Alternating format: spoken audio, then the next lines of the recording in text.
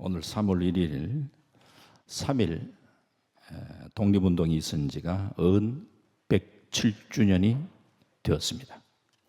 대한민국 건국 후에 많은 혁명과 정권 교체 그리고 헌법 개정이 있었지만 대한민국 헌법 전문 첫 문장은 이렇게 시작됩니다. 유구한 역사와 전통에 빛나는 우리 대한민국은 3.1 운동으로 건립된 대한민국 임시정부의 법통과 불의에 한거한 4.19 민주 이념을 계승하고 이렇게 시작을 합니다. 이만큼 3.1 운동은 이 나라의 건국 정신이 되고 있습니다. 뿐만 아니라 3.1 운동은 세계사에 찬란한 등불이 되었습니다. 3.1 운동은 33명의 종교인들이 중심이 되었습니다. 기독교인이 16명, 천도교인이 15명, 불교인이 2명이었습니다. 당시 기독교세가 천도교세의 10분의 1도 안 되었지만 불교인의 8배, 천도교인보다도 더 훨씬 많은, 훨씬은 아니지만 어쨌든 많은 그런 숫자입니다. 그냥 숫자 대비해서 훨씬 더 많다는 얘기죠. 1919년 말 일본 헌병대가 내놓은 자료에 의하면 3.1 운동 피금자 종교별 상황에서 불교인이 220명이었고 기독교인이 가장 많은 3,426명이었고 또 이는 모든 종교인들 중에서 가장 많이 참여한 통계로 나타나고 있습니다. 이처럼 한국교회는 이 민족의 근대사를 이끌어왔고 민족 독립운동을 선도하고 있었고 시대를 판단하는 분명한 통찰력과 안목을 가지고 참혹한 식민 통치 속에서 절망하는 백성들에게는 희망을 선포했습니다. 당시 교인 수가 총 인구의 1.5%에 불과한 당시 한 30만 정도에 불과한 그런 상황에서 그래도 용기 있고 불의에 맞서는 그 사람들이 그리스도인이라 하는 것이 세상에 알려질 정도로 당시에 우리 그리스도인들의 역할이 컸습니다. 이런 영향력을 오늘 우리 교회가 새롭게 회복해야 된다고 생각합니다. 우리 민족의 초대 기독교인들은 다 애국자라고 말할 수 있습니다. 3.1 운동 때 만세 시위를 주도하다 체포되어 옥사한 유관순 열사는 할아버지 때부터 예수를 믿었던 집안입니다. 유관순은 1915년도 당시는 만 13세 때 이화학당 보통과에 입학한 때부터 주일마다 정동제일교회 예배에 참여했습니다. 손정도 목사님과 이필주 목사님을 통해서 이 유관순은 신앙심과 애국심, 독립심을 키웠다. 그렇게 전해집니다. 1919년도 3월 12일에 임시 휴교령이 내려지자 고향에 내려간 유관순은 4월 1일 날 아운에, 지금 천안입니다. 천안에 아운의 장날을 이용해서 만세 시위 운동을 주도했습니다. 시위 바로 전날 유관순은 다음과 같이 하나님께 기도를 드렸습니다. 오 하나님이시여, 이제 시간이 임박하였습니다. 원수 외를 물리쳐 주시고 이 땅의 자유와 독립을 주소서. 내일 거사할 각 대표들에게 더욱 용기와 힘을 주시고 이로 말미암아 이 민족이 행복한 땅이 되게 도와주옵소서. 주여 같이 하시고 이 소녀에게 용기와 힘을 주옵소서 하면서 간절하게 대한독립 만세, 대한독립 만세 하면서 주님께 기도를 드렸어요. 만세 운동을 주도하다 잡힌 유관순 열사는 고문으로 인해서 몸이 만신창이가 되면서도 눈을 감기 전에 또 이런 유언을 남겼습니다. 참 어린데 어떻게 참 그런 말을 할 수 있을까? 내 손톱이 빠져나가도 내 귀와 코가 잘리고 내 손과 다리가 부러져도 그 고통은 이길 수 있사오나 나라를 잃어버린 그 고통만은 견딜 수 없습니다. 나라에 바칠 목숨이 오직 하나밖에 없다는 것이 이 소녀의 유일한 슬픔입니다. 참 놀라운 고백이죠.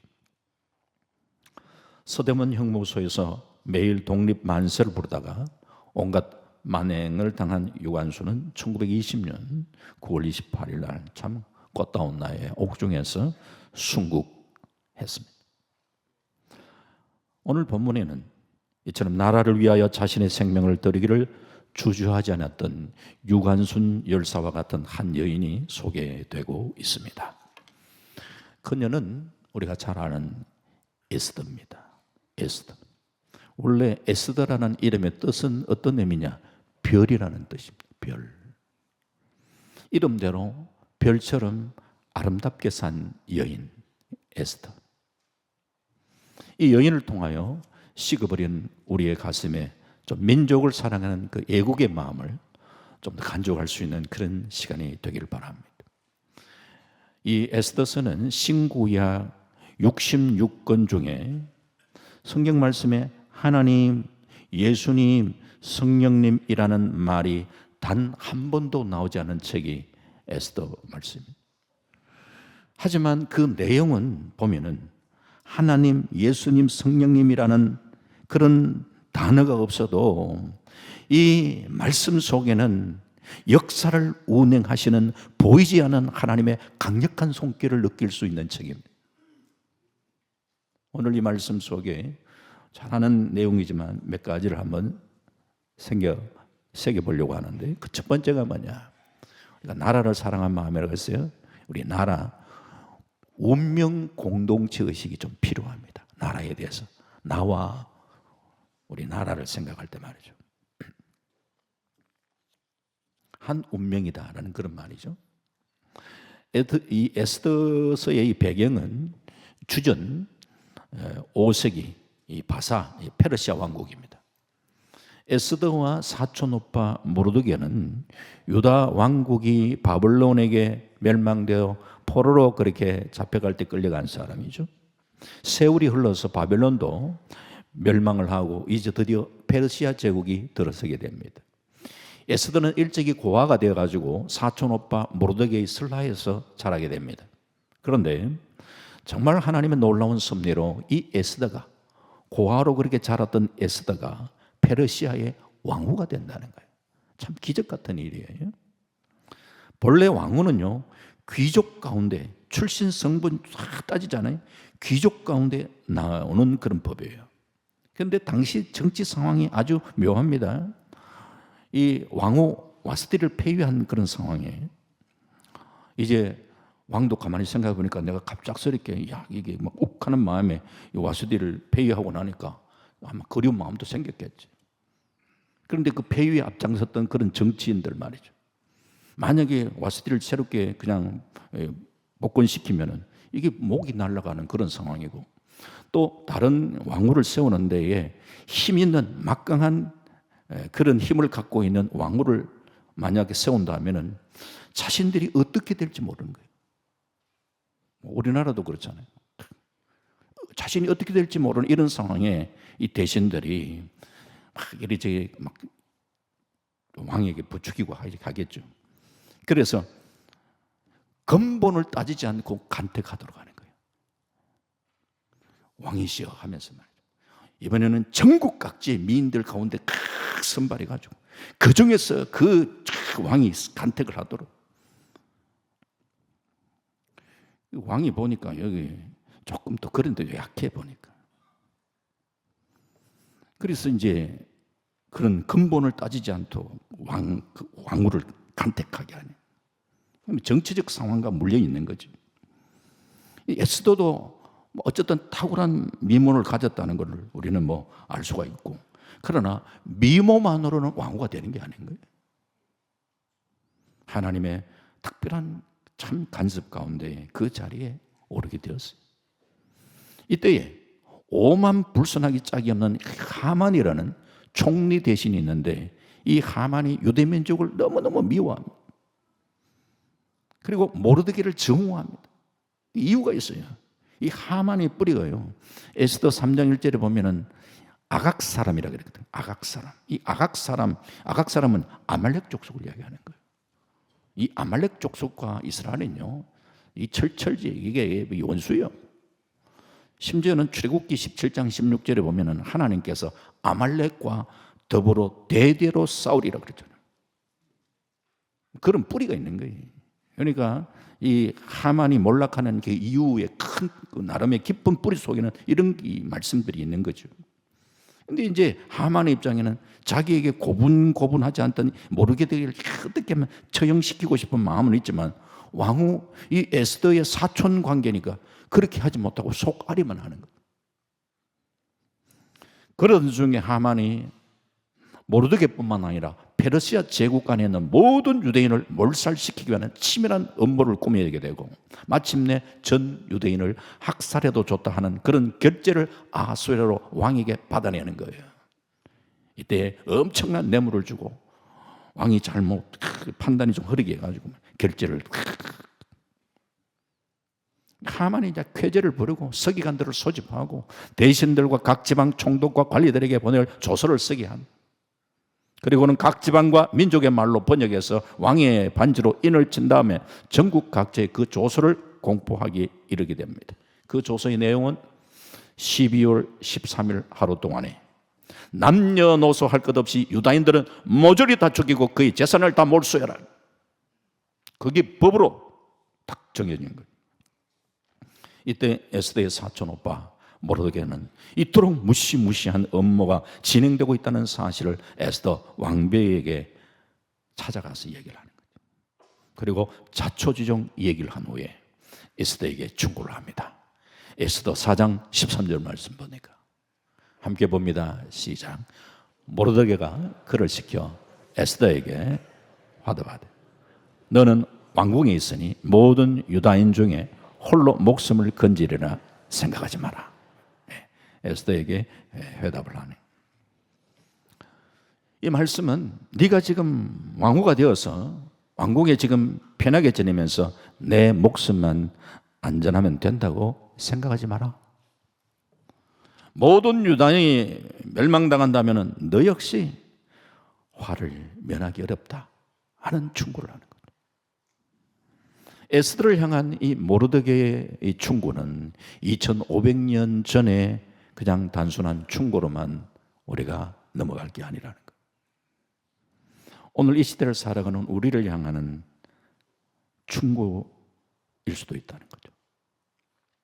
다른 사람은 어떻게 살든지 나만 편하게 하루하루 살면 되지 않겠나라고 그렇게 생각한다면 이거는 그리스도인의 자세가 아니라는 거예요. 인간은 인간으로서의 도리가 있고 신앙인은 신앙인으로서의 역할이 있고 국민은 국민으로서의 할 일이 있습니다. 그런데 만약 우리만 나 혼자 편히 잘 먹고 잘 살면 되지 이 민족을 외면하고 그렇게 살아간다고 한다면 이런 국민의 도리도 아니고 그리스도인의 자세가 아니다. 우리는 대한민국이라는 배에 함께 타고 가는 운명 공동체입니다. 배가 침몰하면 선장도 선원도 승객도 다 함께 물에 빠져 죽게 됩니다. 국가가 잘 되어야 개인이나 가정이 잘 되고 개인이나 가정이 잘 되어야 국가가 잘 되는 법입니다. 대한민국 국민이 이제는 세계 어디를 가도 무시당하지 않을 정도만큼 하나님의 복을 주셨어요.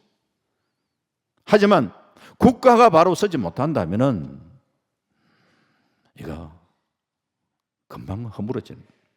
신앙생활 제대로 하지 못합니다. 북한을 보면 우리는 잘 알 수 있습니다. 국가가 종교의 자유를 허용하지 않고 탄압을 하니까 자유롭게 하나님을 예배할 수가 없습니다. 근자에 흥행하는 그 신의 그 악단, 그 영화에도 너무 잘 나오고 있잖아요. 나라가 없으면 세계 어디를 가도 우리 대접 못 받습니다. 저는 지금은 우리가 대한민국 여권 가지고요. 정말 어디 가도 우리 대한민국 환영받지 않아요.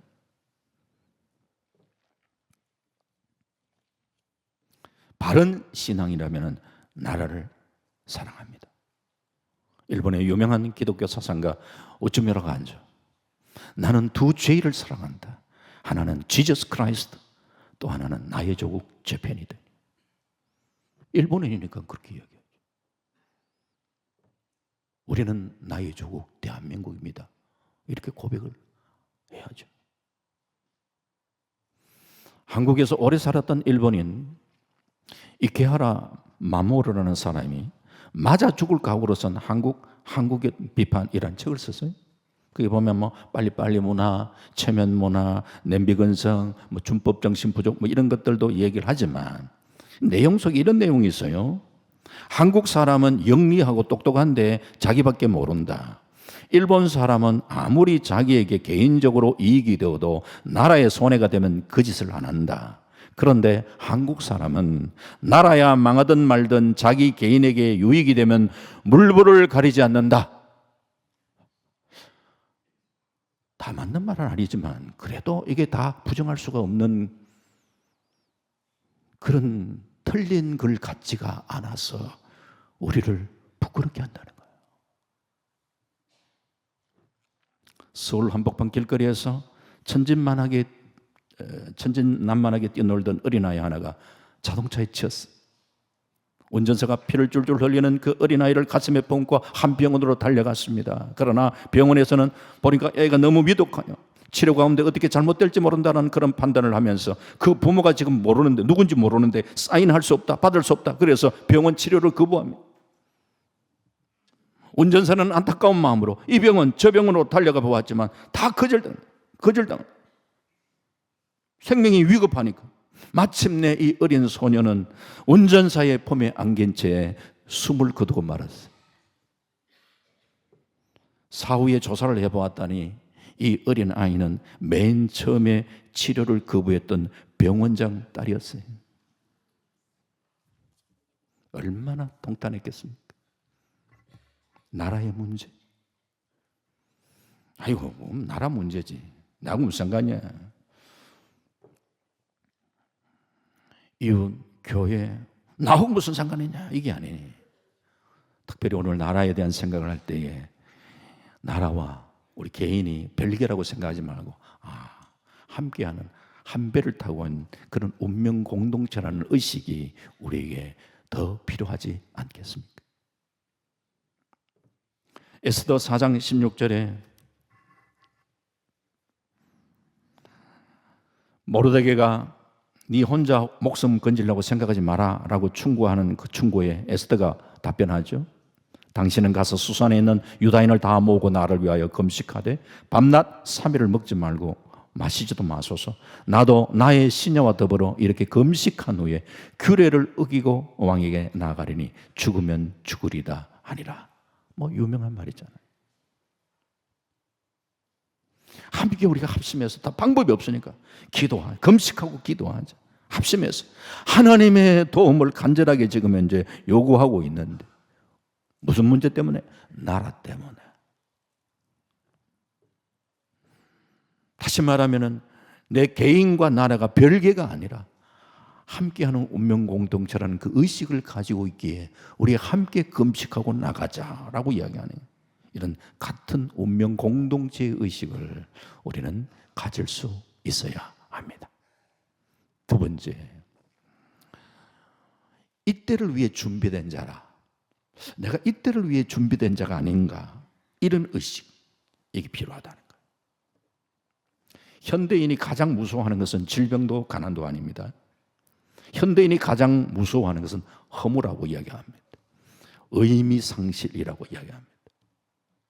왜 살아야 하는지를 모르겠고 내가 왜 이 일을 해야 되는지를 모르겠다. 이게 문제입니다.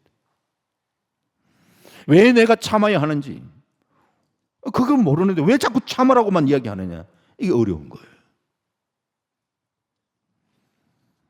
한국에 잘 나가는 연예인들이 뭐 자살을 또 많이 하기도 하는데, 물론 악플로 인해 가지고 마음에 상처받고 그 마음을 추스르지 못해서 극단 행동하는 그런 경우도 많지만, 또 일부에서는 내가 왜 살아야 하는지 그 존재 이유를 알지 못해서 극단적인 그런 선택을 하는 경우도 있더란 말이에요. 삶의 의미란 내가 이 세상에 왜 태어났는가 여기서부터 생각을 해야 되겠죠. 주님은 다 뜻이 계셔서 저와 여러분들을 이 땅 가운데 보내신 줄 믿습니다.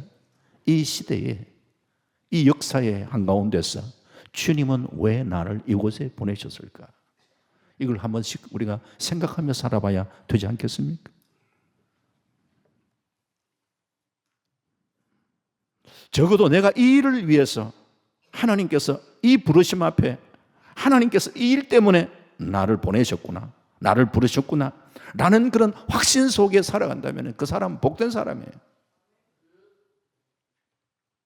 지금 내가 하고 있는 일의 의미를 잘 모르겠다, 나의 존재의 의미를 상실한다면 이거는 참 의욕을 상실하는 거예요. 일본의 어느 자동차 회사에서는요, 직원들에게 한 번씩 자동차 생산 라인 전체를 견학시킨다는 거예요. 왜 그러냐? 사람이 매일 자기가요 자동차 나사만 조립하고 있다고 하면 맨날 이거 나사만 하루 종일 나사만 조립하다가 그 다음날 또 조립하고, 내가 도대체 하루 종일 뭐 하고 있나? 이 나사만 조립하고 뭐 하고 있나? 자기의 삶에 대한 이게 무의미함을 느낀다는 거예요. 그래서 자동차 전체 생산 라인을 한 번씩 보여준다는 거예요. 한 번씩 다 보여주면 내가 하고 있는 작은 일, 비록 자동차 나사 조립하는 일이지만서도 내가 이 자동차를 생산하는데 큰 기여를 하고 있구나라는 자부심을 심어준다는 거예요.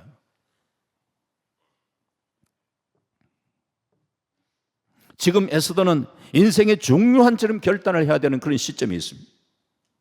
당시 이스라엘 백성이 범죄하고 하나님 앞에 징계를 받아서 이스라엘 나라가 바벨론으로 포로로 잡혀갔고, 이렇게 포로로 끌려간 그 가운데 고아로 자랐던 그 에스더가 참 페르시아의 왕후가 되었어.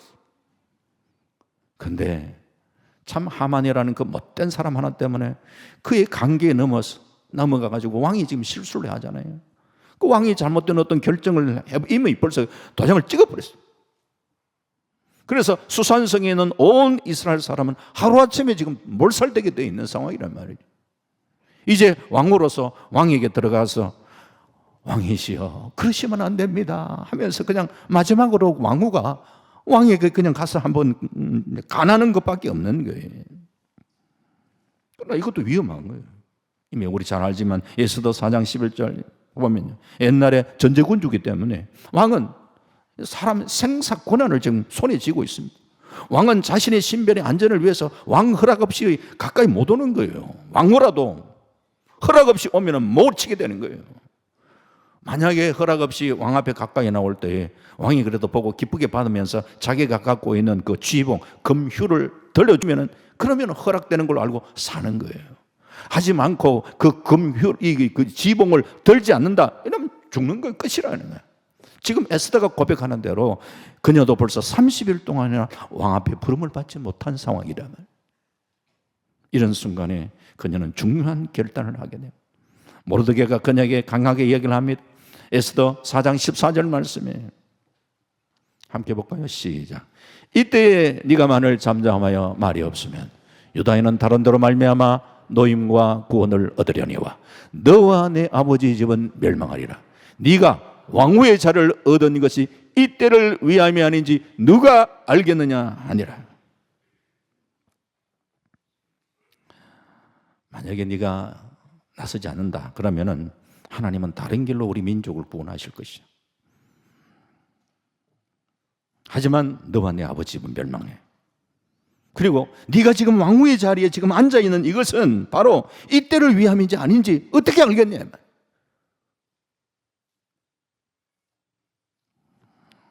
이 자리에 있게 하신 이유가 뭔가, 이거 한번 찾아보는 거예요. 이게 중요하잖아요. 그런 면에서 우리 자신을 한번 돌아보면 우리 자신은요, 뭐 살아오면서 내가 잘한 일도 있고 못한 일도 있고, 하지만 중요한 건 과거에 너무 갇혀있지 말아요. 그 과거가 있어야 오늘 내가 있습니다. 과거는 죽은 것이 아닙니다. 오늘이라고 하는 현재는 그 과거가 만들어낸 것이, 그 과거에 의해서 오늘 내가 있습니다. 과거는 현재 속에 그 의미가 살아있습니다. 그리고 우리의 미래라고 하는 것은 오늘 현재의 연장선으로 미래가 우리에게 주어지는 거죠. 안 믿는 사람은 자기 미래가 궁금하기 때문에 뭐 걱정되고 하니까 뭐 점천인대로 뭐 가고 그러잖아요. 앞으로 어떻게 될 것인가. 사실은 점쟁이도요, 과거는 좀 잘 알아맞추는 거죠. 용한 점쟁이 있잖아요. 과거는 좀 잘 맞추는데 미래는 그냥 예측하는 거예요. 그냥 잘 몰라요. 그런데 그런 어떤 나름대로의 미래가 어떨 것이다라고 하는 궁금증 속에는 어떤 의미가 있냐? 내 지금 현재와는 관계없는 내 나름대로의 활짝 미래가 펼쳐지지 않겠는가라는 그 기대감 속에 내 미래가 어떻게 되겠는가 묻는단 말이에요. 그거는 착각이라는 거예요. 내가 오늘 어떤 자세로 살아갔느냐에 따라 가지고 내 미래는 밝을 수도 있고 어두울 수도 있는 거예요. 중요한 것은 오늘 내가 어떤 결단을 하고 어떤 자세를 가지며 살아가는 게 중요하다는 거예요. 미래가 어떻게 될 것인가, 미래는 주의 손에 맡기는 거예요. 오늘 하루하루를 주를 바라보면서 우리가 해야 할 일이 뭔가, 이걸 찾고 우리는 주와 동행하고 최선을 다하는 믿음의 삶을 살아가는 거예요. 에스더는 노예로 끌려왔다가 왕후가 되었어요. 감히 오를 수 없는 자리에 앉았어요. 하지만 자신과 자기 민족의 미래를 위하여 지금 결단을 합니다. 그녀가 왕이 되어갈 때에 자기의 시녀들과 같이 사흘 동안 금식하며 기도할 테니까 수산 도성에 있는 모든 유대 사람 다 금식하고 기도해달라. 그리고 죽으면 죽으리라. 그런 각오로 들어가는 거예요. 자신의 가진 모든 것, 생명까지도 하나님의 손에 맡기고, 내가 왕후의 자리에 앉아 있는 것은 왕후 자리가 목적이 아니라 나라를 살리기 위한 이런 목적일 수도 있지 않겠는가라고 생각하는. 그렇다면 오늘 나는 하나님께서 나를 축복하셔서 내가 오늘의 복된 자리에 머물러 있다면 그 자리가 목적이 아니고 그 자리에서 내가 무엇을 하기를 원하는가, 그걸 찾아야죠. 하나님께서 한국교회를 축복하셔서 한국교회가 시대적 사명을 바르게 감당하고 있다면 계속해서 하나님은 한국교회를 사용해 주실 줄 믿습니다. 그러나 이 한국교회가 하나님이 그렇게 복을 주셨을 때 그 사명을 감당하지 못한다면 어떡하겠느냐. 우리는 시대적 사명을 한국교회가 새롭게 인식해야 될 때라고 생각을 합니다. 그리고 우리는 과거 속에 머물러 있어서는 안 됩니다. 실수와 죄로 얼룩진 자신의 과거는 십자가 앞에 완전히 청산해버려야 돼요. 그리고 이 시간 우리는 하나님 나라와 이 민족과 교회 앞에 내가 해야 할 일이 무엇인가를 한번 찾아보는 거예요. 우리는 가정 속에도 그렇고 교회 속에서도 하나님은 나를 통해서 하시기를 원하는 게 뭘까요? 그걸 한번 진지하게 한번 찾아보는 거죠. 그리고 부족하지만 하나님 나를 사용하여 주시기를 원합니다 하면서 자신을 내려놓고 주께 우리 자신을 어떻게 하나, 나를 사용하여 주옵소서. 쓰임받는 인생만큼 귀한 게 어디 있습니까? 에스더는 민족을 위하여 왕후의 자리와 부귀영화를 내려놓고 죽으면 죽으리라는 결단을 가지고 왕 앞에 나가는데, 이 결단이 자신과 나라를 건지는 놀라운 일을 하게 했습니다. 하나님이 이 시대에 나에게 지금 요구하는 것이 무엇인지를 한번 진지하게 생각을 해보시고, 오늘 우리가 하나님 나라를 위하여, 몸된 교회를 위하여 우리가 내가 할 수 있는 일이 뭔가 작은 것부터 우리가 찾아가면서, 그러면서 우리가 순종의 자리에 나갈 수 있는 저와 여러분 다 되시기를 주의 이름으로 축원합니다. 마지막 세 번째, 나라를 위해 기도하는 일이 더 우리에게 필요함을 인식해야 돼요. 기도는 다 하신 줄 압니다만은 힘들 때에 우리는 더 우리가 기도해야 되겠구나라는 인식을 더 새롭게 할 수 있어야 합니다. 신앙인이 나라 사랑하는 방법이 많았겠지만 그 무엇보다 우선되어야 하는 것이 바로 나라를 위한 기도하는 일입니다. 예수님은 예루살렘의 멸망을 바라보면서 울며 기도하셨습니다. 모세는 자기의 이름이 생명책에 지어지는 한이 있다 할지라도 이 백성을 하나님 살려달라고 그 민족을 부여잡고 하나님 앞에 중보하며 기도했던 사람입니다. 정치가 잘못해서 나라가 금방 망하지 않습니다. 경제가 조금 어렵다고 해서 민족이 금방 망하지 않습니다. 하지만 나라를 위하여 기도하는 사람이 없다, 그래서 하나님께서 만약에 축복의 문을 닫아버리신다면 그 민족의 장래는 과연 어떻게 되겠습니까? 우리는 이 민족을 가슴에 품고 더 하나님 앞에 기도하는 기도의 사람이 될 수 있기를 바랍니다. 나라를 위하여 기도하는 사람들이 더 많아질 때에 이 민족에게 소망이 생기는 줄 믿습니다. 그리스도인들은 나라를 위하여 특별히 기도해야 되겠고, 사도 바울이 믿음으로 낳은 아들 디모데에게 이렇게 얘기를 합니다. 디모데전서 2장 1절과 2절 말씀입니다. 함께 같이 봅니다. 시작. 그러므로 내가 첫째로 권하노니 모든 사람을 위하여 간구와 기도와 도구와 감사를 하되 임금들과 높은 지위에 있는 모든 사람을 위하여 하라. 이는 우리가 모든 경건과 단정함으로 고요하고 평안한 생활을 하려 함이라. 우리가 평안한 생활을 하기 위해서라도 나라와 민족을 위해 정치인들을 위하여 기도하라고 얘기하는 데에 여기에 첫째로 이야기하잖아요. 그건 단순한 순서적으로 1번, 2번을 이야기하는 게 아니에요. 여기에 첫째로라고 이야기할 때는 가장 우선적으로 해야 할 일이 무엇인 줄 아냐라는 걸 강조하고 있는 말이에요. 첫째로. 깨어있는 우리 그리스도인들라면 우리가 우선적으로 해야 할 일이 뭔가, 그것은 나라를 위하여 우리가 기도해야 된다는 것을 얘기하고 있는 말씀이라는 거예요. 우리는 이런 책임의식을 가지면서 우리는 기도의 자리에 나갈 수 있어야 되겠고, 온 백성과 함께 금식하며 기도하기로 결단했던 그 에스더 4장 16절 그 하반부에 이렇게 금식한 후에 규례를 어기고 왕에게 나아가리니 죽으면 죽으리다 아니라. 참 하만이 유다인을 몰살시키려고 한 12월 13일은 다가오고 왕은 에스더를 부르지 않은 지가 30일이나 지났는데, 그렇다고 왕궁법도를 어기고 그냥 왕 앞에 나갔다는 왕이 그냥 금규를 들지 않으면 바로 그냥 목숨이 달라가는데, 그래서 에스더는 자신과 온 민족이 금식하며 함께 기도해 줄 것을 요청했고, 민족의 흥망성쇠는 하나님의 손에 달려 있습니다라는 이런 마음을 가지고 그는 그냥 온 유다 민족들에게 그런 금식을 함께 선포하고 기도하며 나가는 거예요. 개인적 위기나 민족적인 우리는 위기의 상황 속에 우리가 해야 할 일이 뭔가를 다시 한 번 더 우리가 일깨워주고 있다는 것을 우리 한번 생각해 보십시다. 기도만이 이 민족을 구원할 수 있는 줄 믿습니다. 기도만이 문제를 해결할 수 있습니다. 기도하는 민족은 망하지 않습니다. 하나님이 어떠한 방법으로도 하나님은 간섭하시고 놀랍게 하나님께서 역사해 주실 것을 저는 믿습니다. 그렇습니다. 오늘 그리스도인들이 겸비하여 기도하면 나라가 살고, 겸비하여 기도하면 한국 교회가 삽니다. 이 땅에 그리스도인들이 새로워질 때에 우리 민족은 새로워지는 겁니다.